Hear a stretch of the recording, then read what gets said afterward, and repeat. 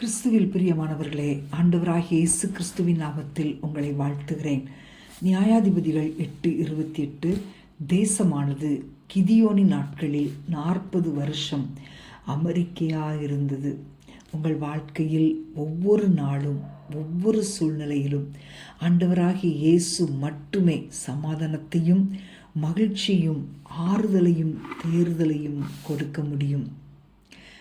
உங்களை சுற்றிலும் சத்துருக்கள் எழும்பும்போது உங்களால் சமாதானமாக வாழ முடியாது. ஆனால் நீங்கள் மனம் திரும்பி உங்கள் வாழ்க்கையை ஆண்டவருக்கு ஒப்பு கொடுக்கும்போது, அவருடைய பரிசுத்த இரத்தத்துக்குள் அடைக்கலம் புகுந்து கொள்ளும்போது, கர்த்தர் உங்களுக்காக யுத்தம் பண்ணி உங்கள் எல்லைகளிலெல்லாம் அமெரிக்கையும் சமாதானமும் நிலவும்படி செய்வார். ஆண்டவர் கிதியோனை கருவியாக பயன்படுத்தினார்.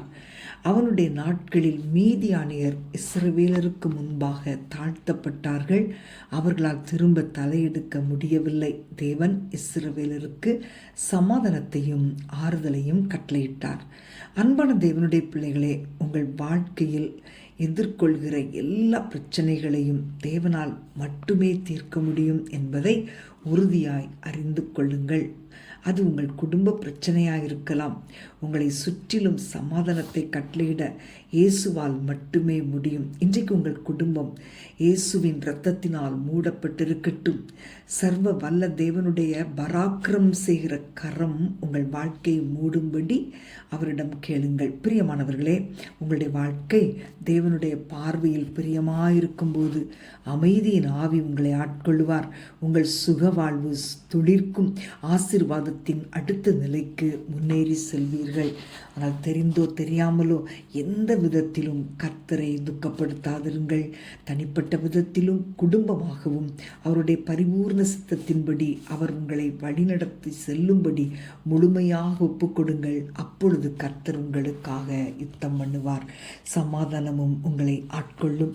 நாம் ஜெபிப்போமா? அன்பின் ஆண்டவரே, துதிக்கிறோம் அப்பா. நீரே ஜெபிக்கிற பிள்ளைகளுக்கு சமாதானத்தையும் சந்தோஷத்தையும் கொடுக்கிறவர். ஜெபிக்கிற ஒவ்வொருவருடைய வாழ்க்கையிலும் எத்தனை போராட்டங்கள் தகப்பனே, அத்தனை யுத்தங்களும் ஓய்ந்து அமைதலும் சமாதானமும் அவர்கள் எல்லைகளில் உண்டாகட்டும். ஆண்டவரே, நீர் உடைய பிள்ளைகளுடைய எல்லைகளில் கிரியை செய்து ஜெயத்தை கொடுப்பீராக. நெருக்கங்களை நீக்கி வாழ்க்கையில் எதிர்கொள்ளுகிற எல்லா பிரச்சனைகளையும் தீர்த்து வைப்பது ஆண்டவரே எங்களுக்கு பெரிய காரியம். ஆனால் உமக்கு அது சாதாரண காரியம். ஆண்டவரே, எங்கள் தேவன் எல்லாவற்றையும் செய்ய வல்லவர். உம்முடைய பிள்ளைகளுக்கு நன்மைகளை செய்து கொடுத்து மகிழ வைக்க நீர் வல்லவர். ஆண்டவரே, நீர் எல்லா கலங்குகிற காரியங்களையும் களிக்கூறுதலாய் மாற்றி கொடுக்கிற தேவனப்பா. ஆண்டவரே, நீர் வானத்தை திறந்து உம்முடைய பிள்ளைகளை அளவில்லாமல் ஆசீர்வதித்து சமாதானத்தையும் சந்தோஷத்தையும் கட்டளிடும்படி ஜெபிக்கிறோம். இயேசுவின் நாமத்தில் பிதாவே, ஆமேன், ஆமேன்.